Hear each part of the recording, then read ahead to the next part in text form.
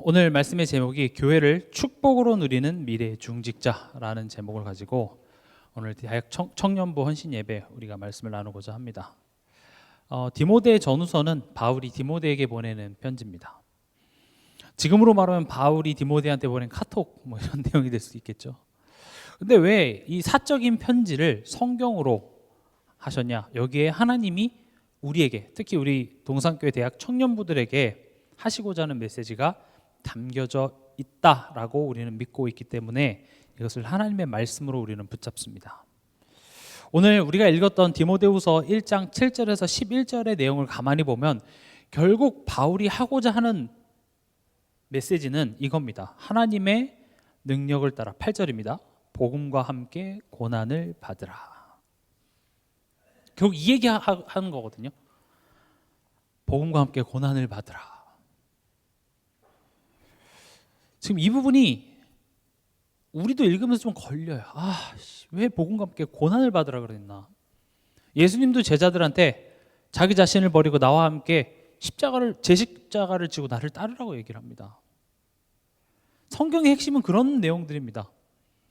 저는 우리 후대들에게 또 우리 청년들이 성경을 보면서 예수 믿으면 잘 돼, 예수 믿으면 돈 잘 벌고 세상에서 성공하고 그런 교훈을 성경은 가르치고 있지 않습니다. 오늘 지금 본문은 하나님의 능력을 따라 복음과 함께 고난을 받으라. 이 이야기를 지금 누구한테 했냐? 구원 못 받은 사람한테 한 게 아닙니다. 구원받은 하나님 자녀에게, 심지어 제자라고 불리우는 디모데에게 바울이 한 말이며 또 하나님이 이 성경을 읽는 우리에게 하시는 메시지입니다. 이 부분이 내게 만약에 걸린다면 지금 내가 뭔가를 오해하고 있어서 그래요. 이건 우리 힘드시게 하겠다는 것이 아니라 오늘의 말씀의 제목처럼 교회를 축복으로 누리는 미래의 중직자다라는 말을 이렇게 한 것뿐이에요. 이해가 되십니까? 지금 하나님의 능력을 따라 복음과 함께 고난을 받으라라는 말이 무슨 말이냐? 교회를 축복으로 누리는 너는 미래의 중직자야, 이 말이에요. 그럼 이것을 오늘 좀 풀어보도록 하겠습니다. 지금 오늘 9절에 보면요, 하나님이 우리를 구원하사 거룩하신 소명으로 부르심은 이렇게 되어 있습니다. 하나님이 우리를 구원하셨다. 거기서 끝나는 것이 아니라 하나님이 우리를 구원하사 거룩하신 소명으로 부르셨다.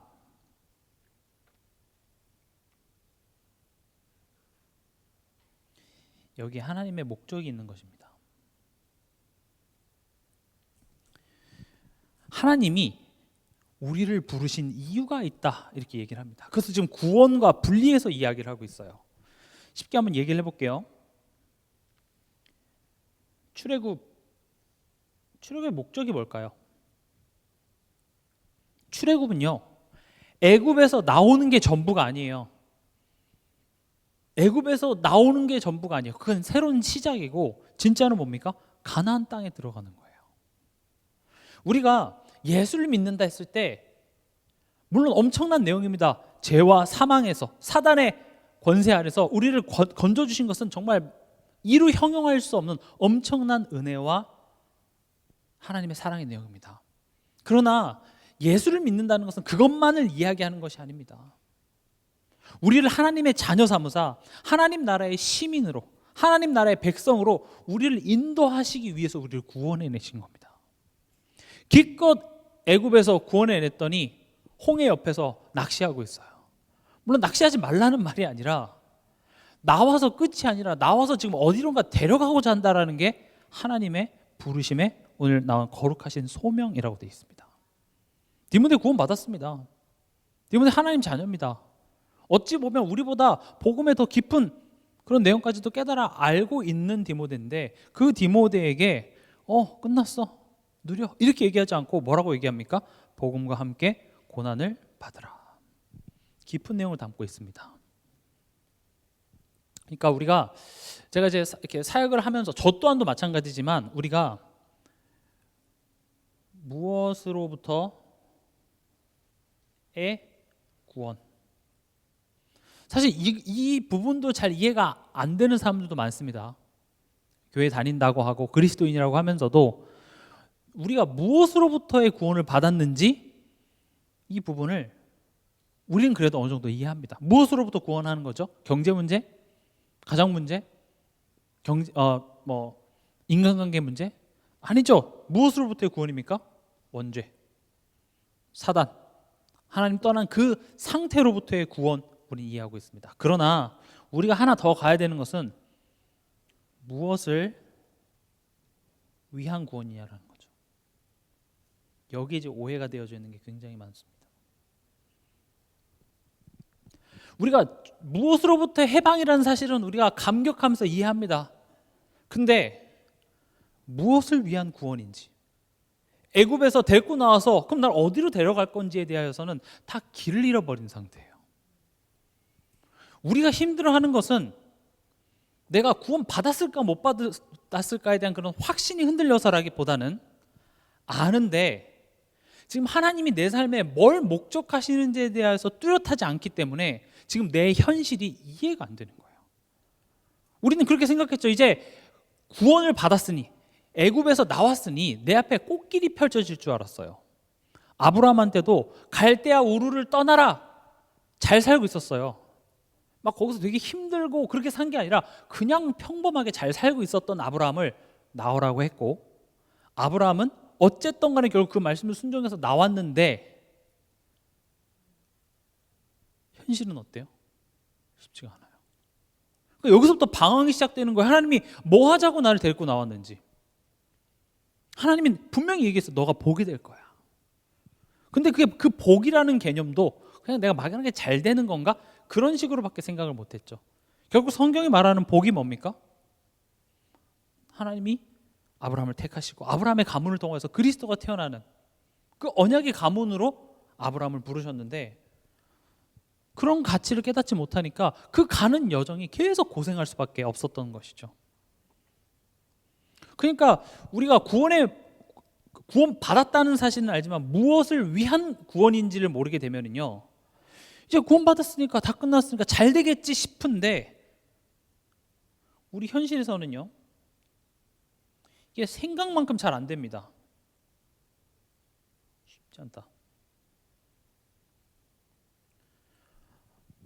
사는 게 너무 쉬우신 분 계십니까? 복음 깨달았더니 막 삶이 너무 좋고,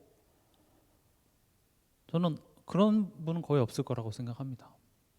실제 성경의 인물들이 그랬고요. 오늘 읽었던 본문 7절에 보면 하나님이 우리에게 주신 것은 두려워하는 마음이 아니요. 근데 우리의 현실을 보면요, 이 두려워하는 마음에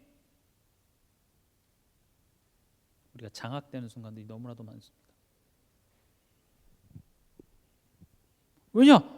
난 지금 애굽에서 나왔어요. 이제 더 이상 종이 아니래요. 하나님의 백성이래요. 그럼 좋은 일들이 많아야죠. 근데 딱 3일 안 지납니다.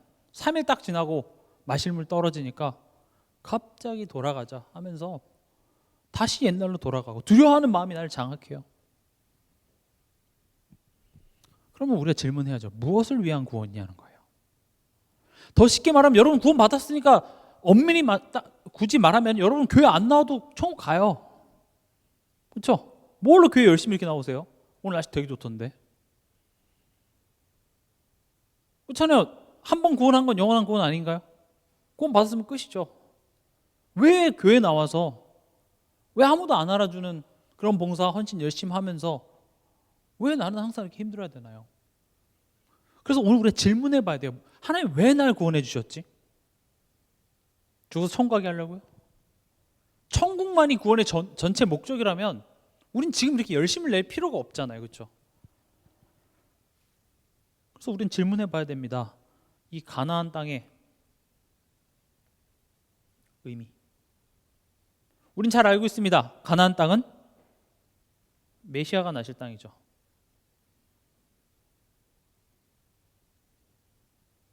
근데 이게 단순히 그 땅에 들어가지 않으면 메시아가 못 올 것 같아서 그 땅으로 가라, 거기가 풍수지리가 좋고 그래서 지금 그 땅으로 가는 차원이 아닙니다. 왜냐? 이스라엘 백성들 결국 가나안 땅 들어갔는데 또 거기서 포로되고 속국돼요. 또 거기서 방황해요. 이거는요 단순히 어떤 지리적인 개념이 아닙니다. 거기 가야 돼, 아니에요. 우리가 흔히 여러분들이 이미 정답은 알고 있어요. 하나님 왜 나 구원하셨죠? 왜 나 자녀 삼으셨죠? 그럼 여러분들이 자동적으로 속에서 나올 겁니다. 세계복음화. 그럼 세계복음은 뭔데요? 어떤 여러분들이 생각하는 세계복음의 그림이 뭔가요? 한번 스스로 한번 답해 보세요. 여러분들 세계복음화 뭐야? 자녀가 물어보면 뭐라고 대답할 거예요? 이 지구상에 있는 모든 사람이 복음을 듣는 겁니까? 그럼 어떻게 하는 게 빨라요? 지금 우리 앉아서 이럴 때가 아니에요. 나가서요, 예수는 그리스도라고 외치고 다녀야죠. 아이들한테 공부하라, 세계복음을 위해서 공부하는 것보다 어떤 게 빠른 줄 아세요? 빨간색 락한 3통 들고 가갖고요, 광화문에다가 예수는 그리스도라고 이렇게 한번 쓰잖아요. 그럼 오늘 저녁 뉴스에 예수는 그리스도라고 전국에 다 알려지게 될걸요. 환경단체들 중에서도 그런 환경단체들이 있어요. 어떤 그 좀 급진적인 환경단체들은요, 그 프랑크푸르트인가 되게 바쁜 그 공항 활주로에다가 손을 접착제로 붙여놔요. 그럼 이제 그 손을 접착제로 붙여놨기 때문에 바쁜데 왜 거기 계세요 하고 팔을 자를 수는 없잖아요. 그래서 그 손에 붙은 그 접착제를 제거하고 하는 시간이 2시간이 걸리니까 혼란을 주죠. 그러면서 환경을 보호하자 이렇게 얘기해요. 여러분 어떻습니까? 그걸 보면서 야 그래 진짜 환경오염이 심각하구나 이런 마음이 드십니까? 실제로 역전에서 예수 천당 불신지요 그렇게 외치는 사람들은 그 사람들이 나빠서가 아니라 그 사람들이 생각하는 세계복음화의 그림은 그런 식으로 다 듣게 하는 게 세계복음화라고 생각하고 있어서 그렇게 하는 거예요. 그러면 여러분들은 무엇을 세계복음화라고 생각하십니까? 지금 가나안 땅도 지금 같은 개념이에요. 가나안 땅이라는 지리적인 그 장소에 들어가는 것만이 목적이, 지금 출애굽의 목적이 전부라면 들어갔는데 왜 별일 없어요? 심지어 아브라함도 내가 약속한 땅에 가라 해서 갔어요. 갔는데 아무 일 안 일어나요.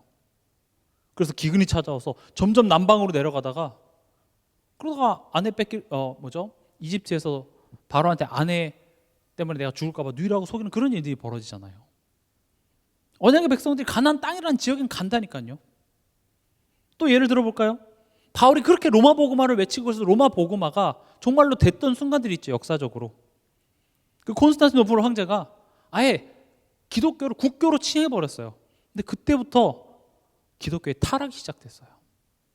로마 황제가 권력을 얻기 시작하고 교황이 권력을 얻기 시작하고 황제나 권력자들이 교회에 와 있으니까 다들 그들에게 잘 보이기 위해서 교회에 앉고 교회에 누가 앞자리에 앉느냐가 그 사람의 어떤 사회적인 어떤 세력과 위치가 돼버리기 시작하고요.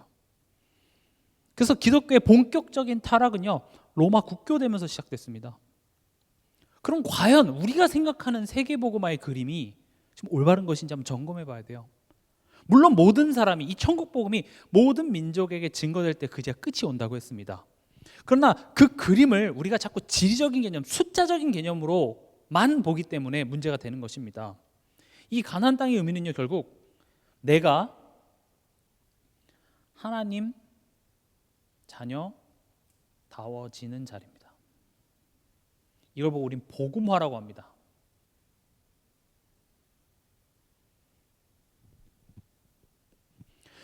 내가 하나님 자녀다워지는 그 여정을 앞으로 오실 예수를 바라보면서 계속 걸어가는 그 여정이 가나안 땅의 의미예요.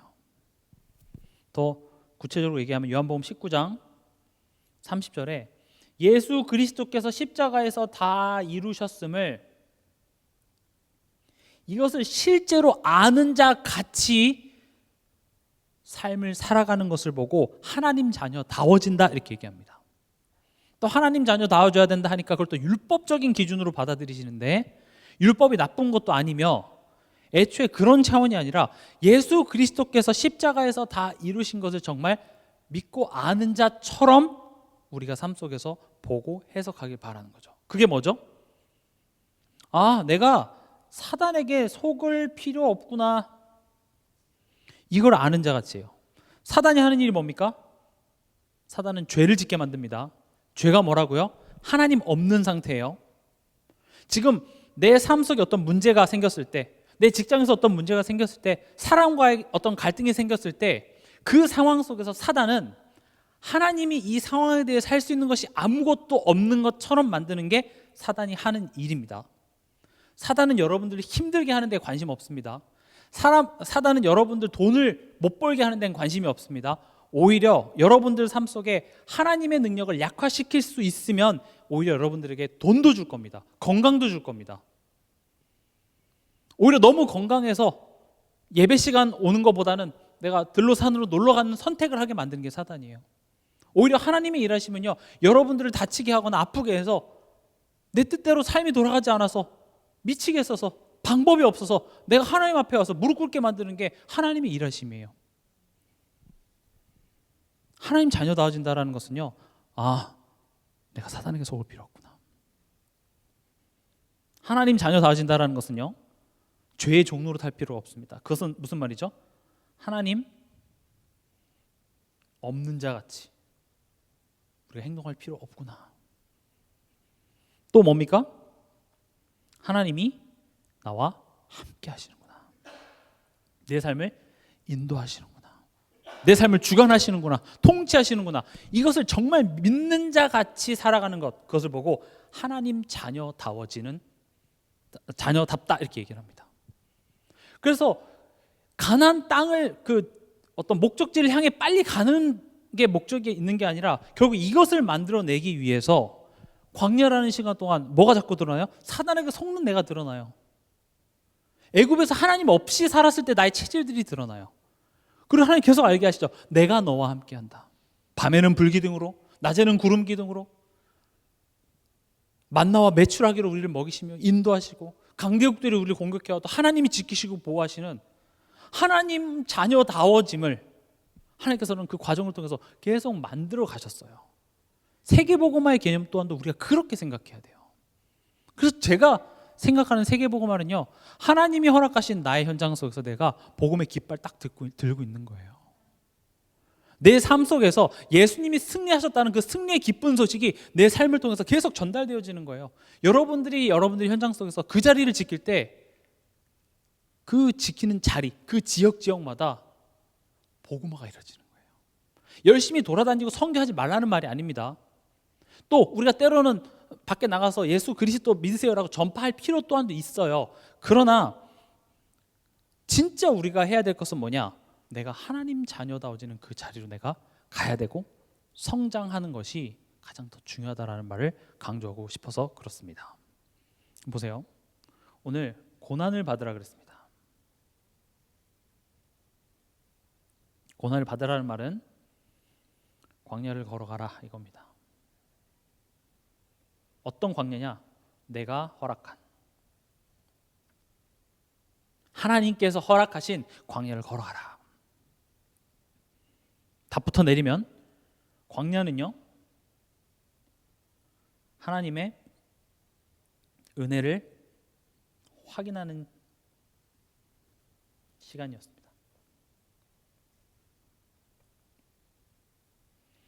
여러분들에게 허락된 광야는 여러분들에게 주신 하나님의 은혜를 내가 직접 확인하는 시간표가 될 줄 믿습니다. 고난은 힘든 것이 아닙니다. 하나님의 은혜를 확인하는 시간입니다.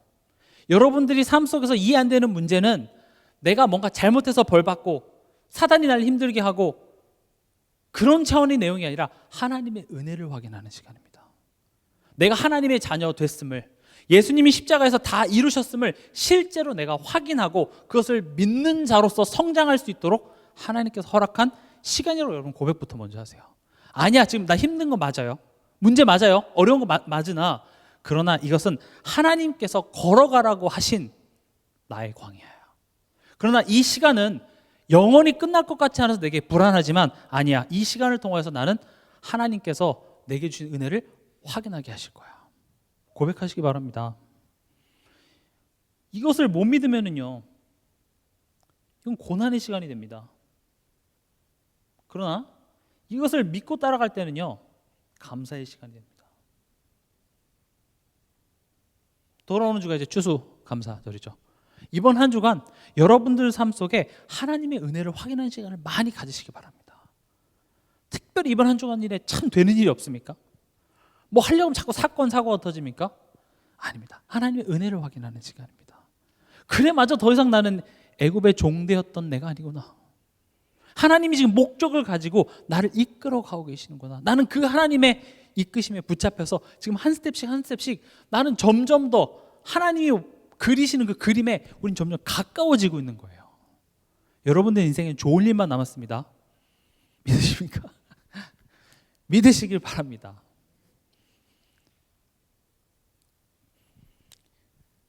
이 광야라는 시간을 통하여서, 광야는 즐거운 건 아닙니다. 솔직히 말하면 내가 알고 있는 것들이 세상의 것들과 또 세상에서 우리를 반대하고 우리를 손해되게 하는 그런 갈등과 내가 아는 게 자꾸 부딪히는 그 시간이 광야예요. 근데 이 고난이 하는 일이 있습니다.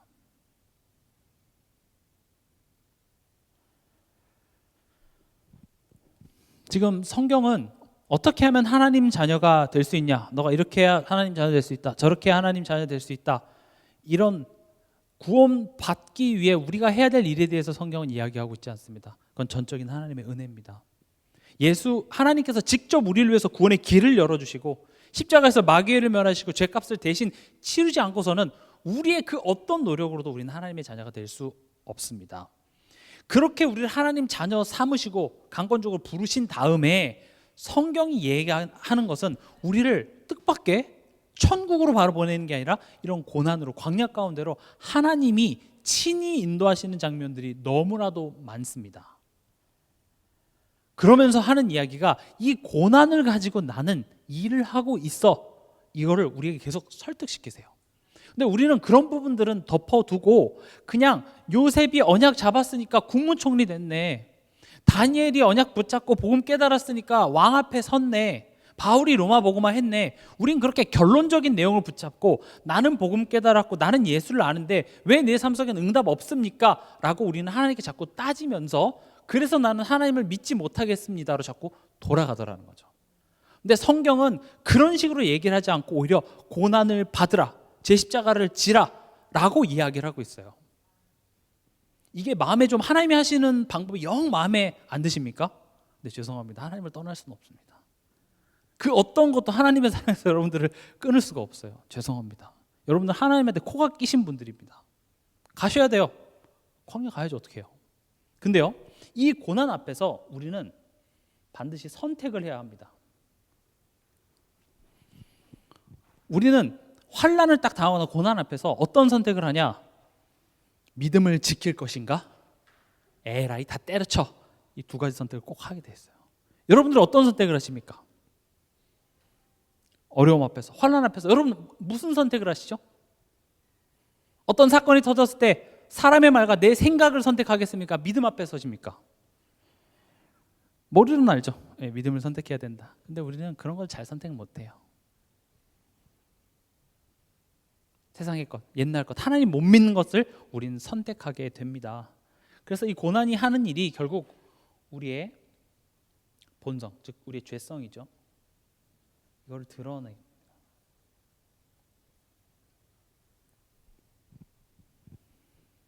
우리는 이게 드러납니다. 다시 설명드립니다. 죄는 하나님 없는 상태를 이야기를 합니다. 거짓말했으니 죄, 도둑질했으니 죄, 화냈으니 죄. 성경은 그런 식으로 얘기하는 게 아니라 하나님 떠난 상태 죄입니다. 그러면 우리의 죄성이 드러난다는 말은 우리 삶 속에 어떤 문제, 내가 이해할 수 없는 사건이 터지면 그 사건 속에서 나는 맞게 분석하고 있어요. 이건 잘못했고, 이건 틀렸고, 이건 저 사람이 잘못했고, 그런 시시비비를 가리는데 그 상황 앞에 하나님 없어요. 하나님이 여기서 뭔가 하실 거라는 기대조차도 없어요. 맞고 틀린 것만 있어요. 그걸 보고 죄성 이렇게 얘기합니다. 우리는 그냥 가만히 있으면 하나님 없이 내가 내 삶을 분석하고 상대방에 대해서 이야기하기 좋아하는 게, 그 어떤 사람도 예외 없이 우리에게 모두가 다 있습니다. 그럼 제가 이걸 좀 정리를 해보면, 이런 고난 앞에서 우리는요 하나님 못 믿는 반응이 나타납니다. 어떤 반응이죠? 하나님이 해줄 수 있는 게 없으니까요. 당연히 불안, 또 누구에 대한 원망, 또 후회, 이런 것도 일어날 수밖에 없겠죠. 그건 하나님 아예 못 믿는 겁니다. 그냥. 또 하나님이 도와주시지 않는다면 어떻게 합니까? 내가 길을 만듭니다. 내가 하나님처럼 내가 해버리죠. 내가 대책을 세웁니다. 아브라함, 우리 집에서 길리운 그 종을 자기 아들로, 후계자로 여겨버리기도 하고요. 하갈을 통해서 이스마엘을 낳기도 하고요. 이거 지금 누구 얘기하는 게 아니라 우리 얘기하는 것입니다. 제가 최근에 계속 강조드리지만 여러분들이 말씀을 들을 때 나에게 주시는 말씀으로 꼭 받으시기 바랍니다. 말씀은 나를 성찰하고 내 안에 빛을 비추기 위한 말씀이지, 이 말씀을 다른 사람을 평가하는 잣대로 가져대기 시작하는 순간 말씀은 굉장한 흉기가 됩니다. 나에게 비추세요. 말씀은 난 비판하라고 주는 것이 아니라 내게 계속 비춰보면서 결론이, 그래서 나는 그리스도가 필요해요. 그래서 나는 죄인이야. 그래서 나는 하나님의 은혜 없이 살 수 없어. 그래서 더욱더 우리로 하여금 하나님의 은혜를 사모하고 더욱더 그리스도 앞에 나아가게 하기 위해 필요한 것이 말씀인데, 우린 그 말씀을 내게 비추지 않고 자꾸 다른 사람에게, 다른 것, 틀린 것에 대해 자꾸 갖다 대면서 맞고 틀린 걸 자꾸 비판하고 있어요. 성경은 그런 인물들을 바리새인이라고 표현하고 있죠. 그래서 여러분들이 말씀을 들을 때 내게 하시는 말씀이에요. 내게 깨달아져야 돼요. 우리는 이런 못 믿는 반응이 나타납니다. 또 하나님을 믿는다 해도요, 우리는 하나님을 오해하는 반응을 보이기도 합니다. 어떻게 오해하죠? 뭔가 문제가 생겼을 때, 내가 하나님한테 좀 열심히 하지 못해서 그런가 보다. 막 더 열심을 냅니다. 열심히 나쁘다는 것은 아닙니다. 그러나 내가 원하는 것을 얻기 위해서 열심이라는 것을 해서 하나님께 그것을 얻기 위해서 내는 열심은 틀린 것입니다.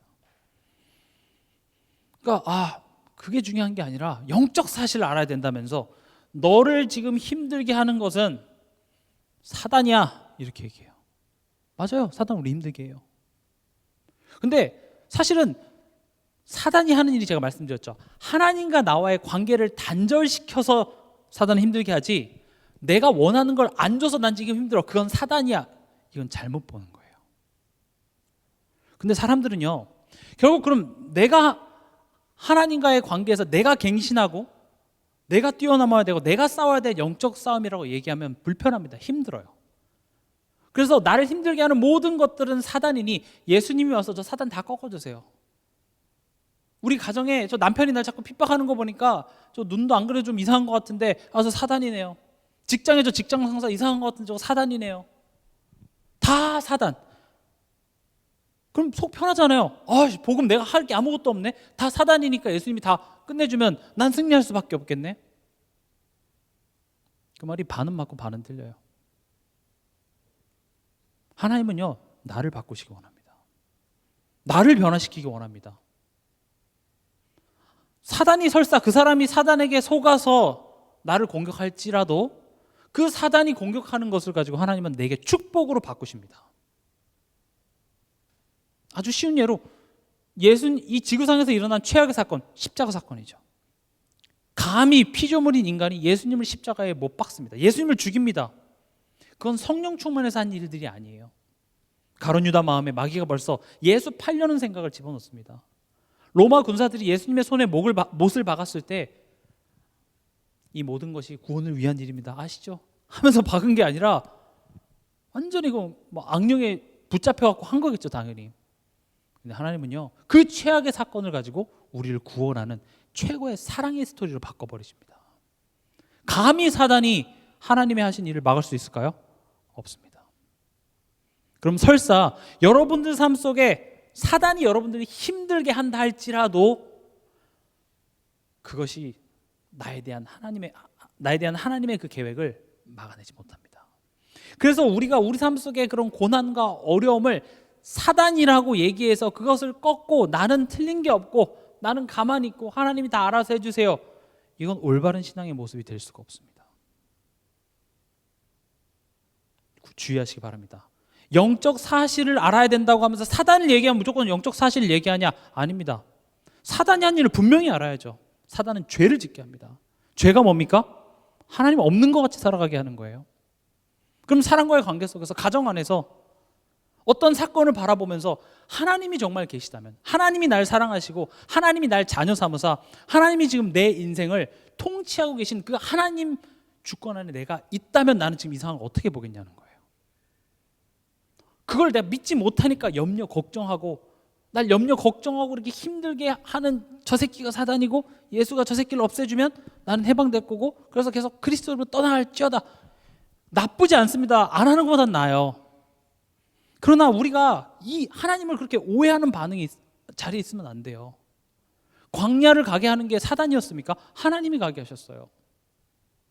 요셉을 노예로 판 것이, 물론 형들은 성령 충만해서 요셉을 판 게 아니에요. 시기 질투하게 하는 그 사단의 본성을 가지고 한 게 맞아요. 그러나 하나님은 그것을 가지고 요셉을 만들어 가셨어요. 하나님이 허락하신 사건이라는 겁니다. 그럼 그 상황에서 형들에게 역사하는 사단을 백날 첫날 꺾어봤자 하나님이 그 과정을 통해서 요셉에게 담고자 하는 것을 담기 전까지는 그 일은 끝나지 않아요. 그래서 내게 허락한 그 광야의 시간을 우리는 기도로, 사단 꺾는 걸로 대충 그걸 뛰어넘고자 하는데 하나님은 절대 그렇게 안 해요. 가고. 마치 어린애가 우리나라 대한민국 교육 시스템이 이상해. 알겠어. 숙제해. 엄마, 우리 교육, 유럽 교육 봤어? 유럽 교육은 이렇게 주입식 교육이 아니야. 빨리 책가방 싸고 가. 우리 그런 것으로 학교를 안 가려고 그래요. 하나님은 여러분들에게 여러분들 한 사람 한 사람이 걸어가야 될 광야 학교를 허락하셨습니다. 그거 걸어가셔야 돼요. 그걸 안 걸어가도 돼. 이건 내놓은 자식입니다. 어떻게든지 간에 그 하나님이 허락하신 경주를 완주하게 하나님께서 하십니다. 재수를 하고 삼수를 하고 사수를 하고 뭐 어떤 방법을 하더라도 하나님 그걸 완주케 하십니다. 그러니까 사실은 이런 문제 앞에서 나의 죄성이 드러난다고 말씀드렸는데, 뭐 교회 안에서도 어떤 문제 때문에 시험 들었다고 하죠. 어떤 문제 때문에 내가 교회를 떠난다고 하죠. 근데 사실은요, 그 문제 때문이 아니라 원래 못 믿었던 반응이 그 문제 때문에 드러난 거예요. 저는 그런 사람을 비판하고자 하는 게 아니라 우리도 삶 속에서 불쑥불쑥 하나님 못 믿는 반응들이 굉장히 많이 나와요. 근데 우리는 생각하죠. 하나님이 요거 허락 안 해줘서 이 문제 때문에 내가 못 믿는 거라고 하지만 아니에요. 원래 못 믿었던 것들이 그 문제로 드러난 거예요. 하나님이 드러내셨다라는 것은 그걸 치유하겠다는 겁니다.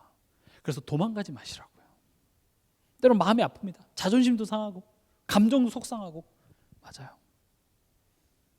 딱딱하게 잘못된 방향으로 굳어져 있던 것을 긁어서 치유하는 과정은 당연히 아플 수밖에 없습니다.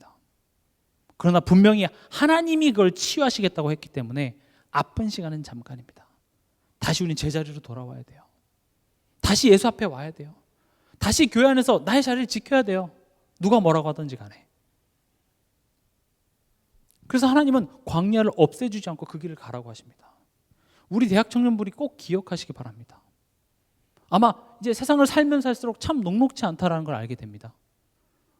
그럼 그 녹록지 않은 현실 속에서 가장 우선순위에서 밀려나는 게 아마 교회가 될 거예요. 바빠서요. 돈 벌어야죠. 누가 돈 벌지 말랬습니까? 근데 거기 안에서 가장 밀리는 건 교회가 될 거예요. 여러분들이. 바빠서 교회 못 오는 것 같지만 원래 여러분들의 우선순위가 굉장히 하나님은 밀려 있었던 게 그것으로 드러난 것뿐이에요.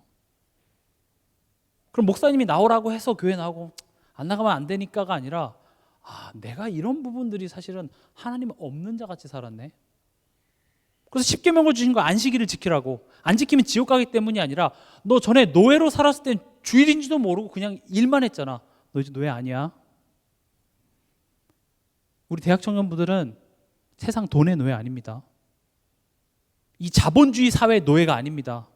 노예같이 살아가지 마세요. 유태인들은 안식일 지키잖아요. 그래도 세계 엘리트예요. 아랍 사람들은 하루에 5번씩 정시에 기도해요. 그러니까 오히려 세상이 그들에게 맞춰요. 공항 가면 기도실 있어요. 왜 있는 줄 아십니까? 이슬람 사람 때문에 있어요. 제가 예배 시간에 예배랑 뭐가 있어가지고 제가 알바 가야 돼가지고. 그렇게 사세요. 아무도 뭐라 안 해요. 그런데 하나님이 여러분들을 사랑하시기 때문에 내 눈에 흙이 들어가도 그런 꼴 못 봐. 근데 우린 눈에다 흙을 뿌리고 가죠. 그럼 흙을 떼고 또 쫓아가죠. 너희 놈 새끼 하면서. 근데 그게 사랑이라고요. 이상하게 내가 열심히 해보려고 할 때 안 돼. 사랑입니다. 아, 내가 하나님한테 곧 꼈네. 그게 축복이에요. 이 고난을 통하여서 우리를 연단하십니다. 연단해서 우리를 정금같이. 정금이 뭐냐? 정금이라는 단어는 많이 들어봤지만 뜻을 잘 모르는 사람도 있을 수 있어서 다른 금속이 섞이지 않은 순수한 금을 정금 이렇게 얘기합니다. 다른 것이 섞이지 않아요. 그러니까 우리가 평안할 때, 형통할 때 우리가 가지고 있었던 믿음을 있잖아요. 하나님은 목숨 앞에서도, 목숨을 걸고도 믿음 앞에 설 수 있는 것으로 바꿔내시는 거예요. 고난을 통해서. 아, 나는 과연 스데반처럼 저럴 수 있을까? 나는 순교할 수 있을까? 못하죠. 그러나 하나님께서는 이런 고난을 통하여서 우리의 믿음을 정금같이 지금 만드는 여정 중에 있어. 왜냐? 언젠간 여러분들이 골리앗 앞에 서야 될 때가 있어요. 언젠가 여러분들은 바알과 아세라 신상에 절하는 그 선지자들 앞에 여러분들이 서야 되는 순간들이 분명히 온다라는 사실이죠. 그 앞에서 담대하게 예수 그리스도의 빛을 비출 한 사람으로 세우시기 위해서 하나님 여러분들을 지금 정금으로 만들어 가고 계십니다. 여러분들의 불순물을 뜨거운 물에 넣어서 단단한 망치로 쳐가면서 여러분들의 옛것 자꾸 벗어버리게 하는 소중한 시간들입니다. 그래서 청년의 때에 도전하시기 바랍니다. 막상 결혼하고 자녀가 있으면 사실 그런 경제 문제 앞에서 그렇게 자유로울 수가 없어요. 내가 당장 벌지 못하면 여러 가지 책임져야 될 것이 많기 때문에. 그러나 대학 청년은 다릅니다. 도전할 수 있어요. 이때 안 하면 언제 하겠습니까? 근데요, 그럼 내가 광야 가라 그랬어. 그 길에서 살아남아. 지금 서바이벌 요즘에 뭐 프로그램 많이 하던데 그런 서바이벌을 우리에게 요구하시는 것이 아니라 그 길을 살아남아라가 아니라 함께 가시겠대요. 내가 너 질질 끌고 가겠다는 게 아니라 내가 너와 함께 할게. 우리와 그 광야를 함께 동행하시겠답니다. 힘나지 않습니까? 심지어 멀리 떨어져서가 아니라 우리와 예수가 연합됐습니다. 연합됐다라는 것은 우리의 머리가 예수 그리스도고 몸이 성도가 된 거죠. 연합된 겁니다. 여러분, 여러분들 몸에서 목이 잘려나가면 뭐가 죽을까요? 목을 잘라내면 둘 다 죽습니다. 머리도 죽고 몸도 죽고. 그러니까 예수님이 우리의 연합했다라는 것은 네 죽고 나 죽고예요. 예수님이 죽으실 일은 없죠. 그러나 예수님이 우리와 딱 한 몸으로 연합해서 너 광야 가 이렇게 해놓고 혼자 보내는 것이 아니라 지금 그 길을 같이 가고 있는 거예요. 근데 우리의 운명은 예수님과 묶였기 때문에 우리 인생엔 절대 실패는 없습니다. 우리의 연약함이 우리를 지옥으로 보내지 않습니다. 우리는 이미 승리가 보장된 싸움입니다. 하나님께서 우리에게 요구하시는 것은 승리를 쟁취하라가 아니라 내가 이미 승리를 이뤄놨기 때문에 그 승리를 아는 자 같이 굴어라. 요거 하나 요구하시는 거예요. 더 쉽게 말하면 내가 알아서 할게. 그걸 신뢰해. 요거 하나예요. 내가 이겨놨다고, 내가 끝내놨다고. 그거 신뢰만 해주면 안 되겠니? 내가 할 테니까.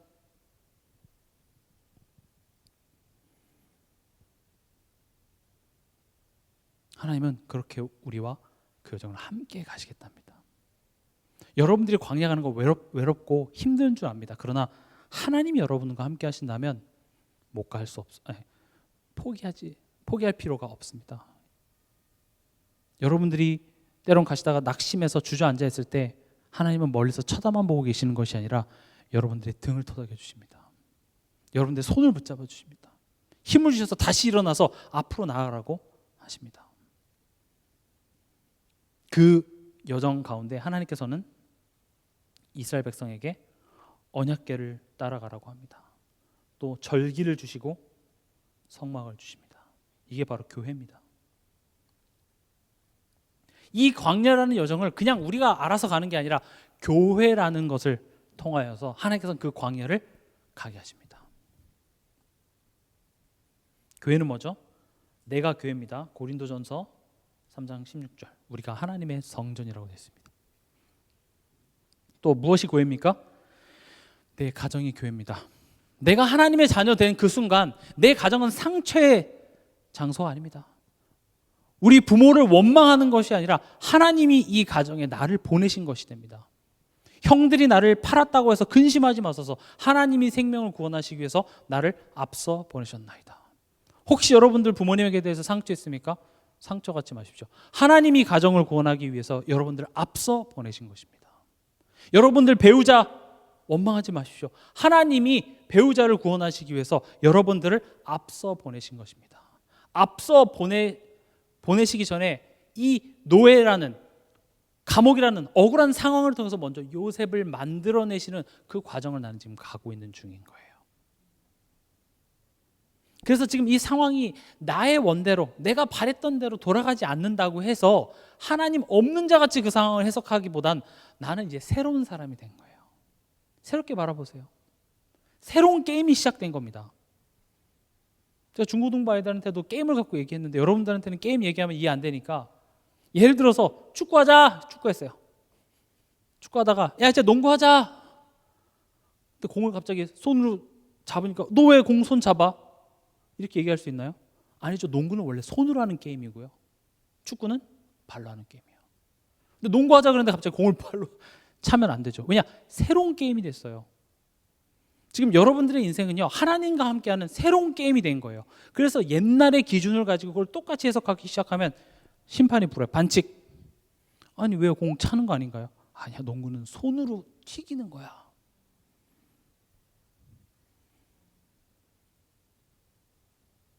또 하나님께서는 지역교회, 우리에겐 동산교회죠. 이것을 통하여서 우리의 광야길을 걸어가게 하십니다. 이 과정을 통하여서 우리가 아까 읽었던 7절에 우리 안에 있는 두려워하는 마음을 드러내십니다.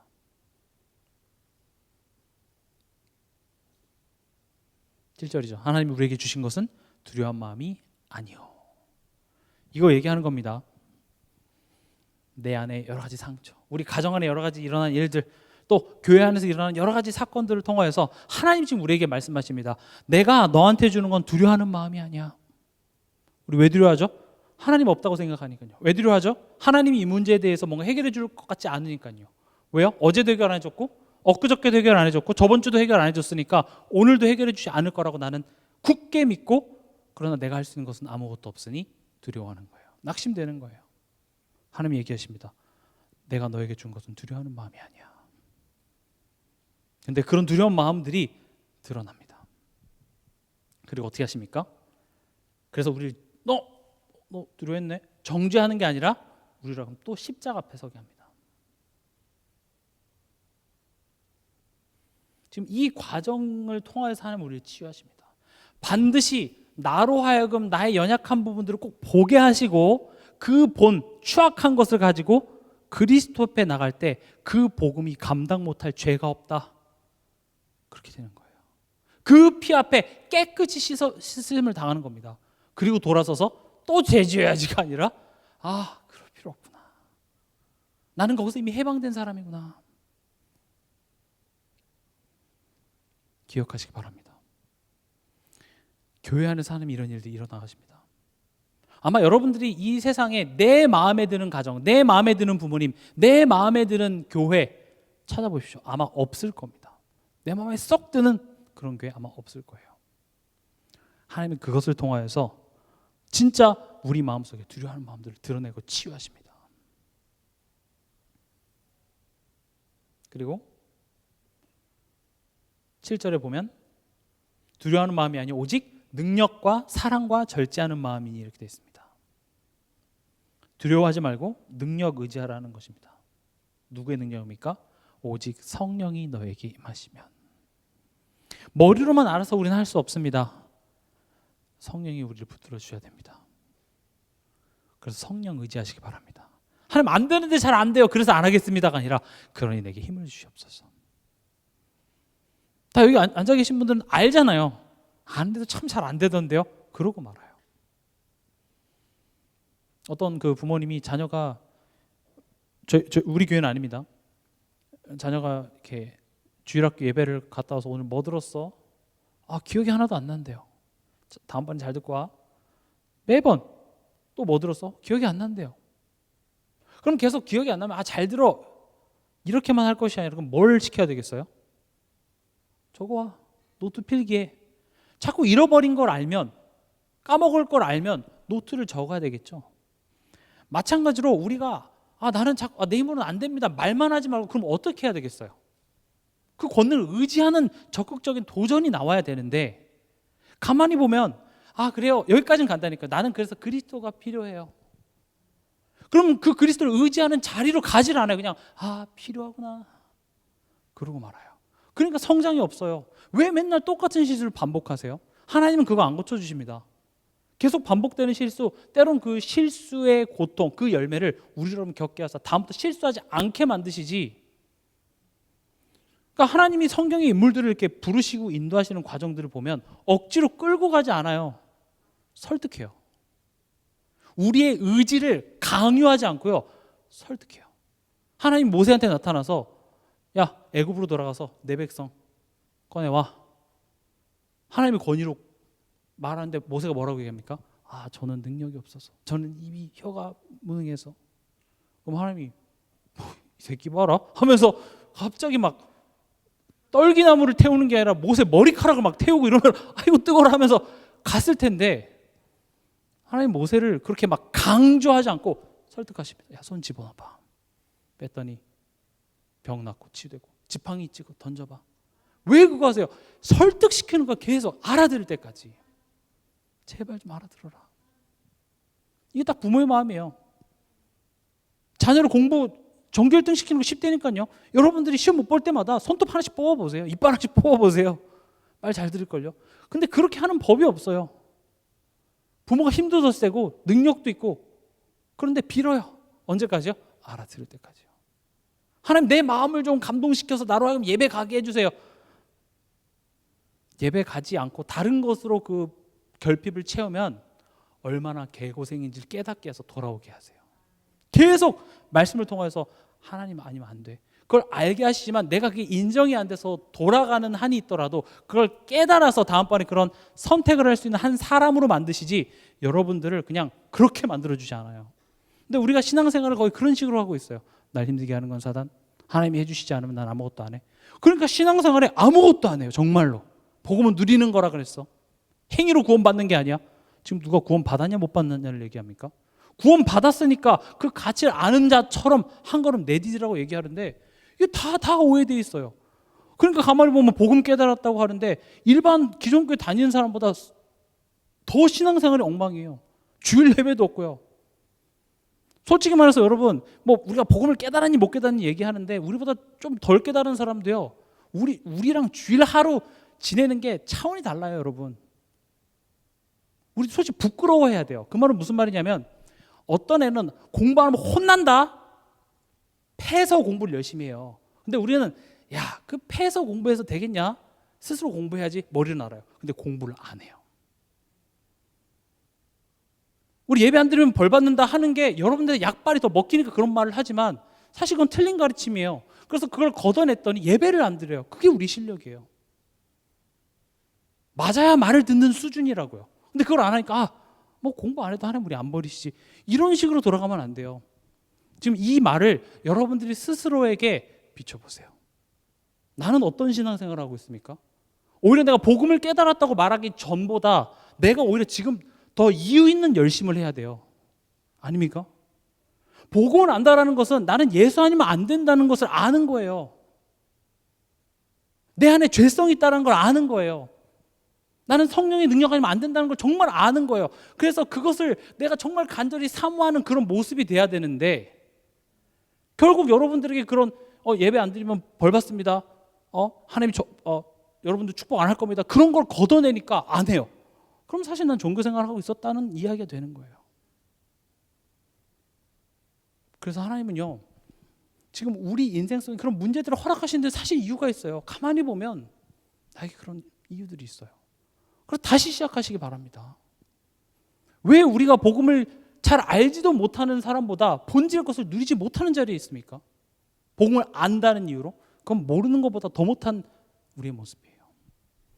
하나님은 우리를 혼내는 게 아니라 빨리 돌아와, 괜찮아, 돌아와. 내 그걸 너 안 잘라, 돌아와. 다시 시작하자. 저번 주 강단 말씀 다시 시작하는 거죠.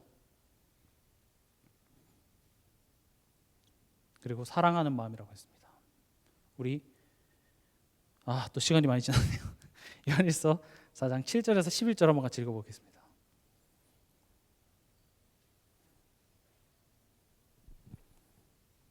요한일서 4장 7절에서 11절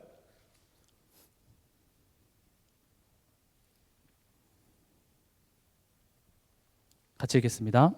사랑하는 자들아 우리가 서로 사랑하자. 사랑은 하나님께 속한 것이니 사랑하는 자마다 하나님으로부터 나서 하나님을 알고 사랑하지 아니하는 자는 하나님을 알지 못하나니 이는 하나님은 사랑이심이라. 하나님의 사랑이 우리에게 이렇게 나타난 바 되었으니 하나님이 자기의 독생자를 세상에 보내심은 그로 말미암아 우리를 살리려 하심이라. 사랑은 여기 있으니 우리가 하나님을 사랑한 것이 아니요 하나님이 우리를 사랑하사 우리 죄를 속하기 위하여 화목제물로 그 아들을 보내셨습니다. 사랑하는 자들아 하나님이 이와 같이 우리를 사랑하셨은즉 우리도 서로 사랑하는 것이 마땅하도다. 아멘. 지금 요한일서에도 그렇고 성경에 가장 강조된 것이 하나님을 사랑하는 그 하나님과의 관계를 뭐랑 묶어놨냐면요, 사람과의 관계랑 묶어놨어요. 그래서 내가 사람과의 관계 속에서 뭔가 문제가 생겨서 복수심에 불타고 미워하는 마음이 많이 생겼다라는 것은 지금 너가 하나님과의 관계를 점검해 봐야 되는 사인으로서 지금 얘기를 해주고 있는 거예요. 그래서 지금 11절에도 하나님이 이같이 우리를 사랑하셨은즉 우리도 서로 사랑하는 것이 마땅하도다.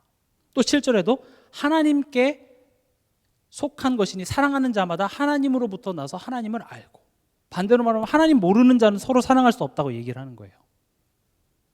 그럼 이 말은 원수를 사랑하십시오, 어떤 내가 모든 사람을 이해하라라는 인간관계에 있어서 여러분들이 노력하세요를 지금 얘기하는 게 아니라 그것을 통하여서 나와 하나님과의 관계를 지금 점검하라고 얘기하고 있어요. 우리 가정에서 지금 불화가 일어납니까? 미움, 다툼, 교회 안에서, 직장 안에서 서로 막 미워하는 마음이 생긴다는 것은 누가 옳고 그르고를 떠나서 내가 지금 하나님과의 관계를 점검해 봐야 될 시간표인 거예요. 이것을 훈련의 실천을 어디서 합니까? 교회에서요. 가정 안에서요. 또 우리 동산교회 안에서요. 이 공동체, 교회라는 공동체를 통하여서 하나님께서는 이런 것들을 계속 만들어내십니다. 그리고 마지막으로요,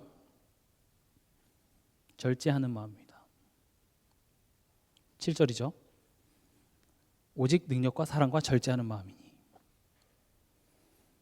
절제는 무슨 스님들처럼 고기도 먹지 말고 뭐 하지 말라 이런 차원이 아니라 결국 절제라는 것은요, 나의 원함이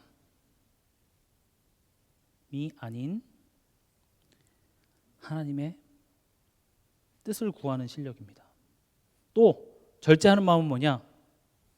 나의 때가 아니라 하나님의 때를 기다릴 수 있는 실력입니다. 또 내가 가고 싶은 것이 아니라 하나님의 인도를 순종하고 따르는 실력입니다. 하나님의 교회를 통해서 이것을 우리에게 지금 훈련시켜 나가고 있습니다. 말씀을 맺겠습니다. 나는 미래의 중직자입니다. 10절 11절, 오늘 본문 10절 11절입니다. 이제는 우리 구주 그리스도 예수의 나타나심으로 말미암아 나타났으니 그는 사망을 패하시고 복음으로써 생명과 썩지 아니할 것을 드러내신지라. 내가 이 복음을 위하여 선포자와 사도와 교사로 세우심을 입었노라. 내가 권사니까, 집사니까, 장로니까, 또 내가 목사니까 해야 돼서 하는 것이 아니라 뭐라고 얘기되어 있습니까? 하나님께 세우심을 입었다 이렇게 되어 있습니다. 하나님이 여러분들을 세우셨습니다. 이 복음을 위해서요. 그래서 여러분들이 이 교회를 의무가 아니라 축복으로 누리라. 고백해 봅시다. 나는 미래의 중직자다. 교회를 축복으로 누리자. 교회를 축복으로 누리는 건 전혀 어렵지가 않습니다. 교회 흐름 속에 내가 있으면 됩니다. 내가 있어야 될 그 자리에 있으면 됩니다. 그래서 하나님 우리 교회를 주셨습니다. 절대 어렵지 않습니다. 특히 우리 대학 청년부 여러분들 꼭 기억하시기 바랍니다. 그래서 이 교회를 축복으로 누리는 미래의 중직자 되시길 주님의 이름으로 축원합니다.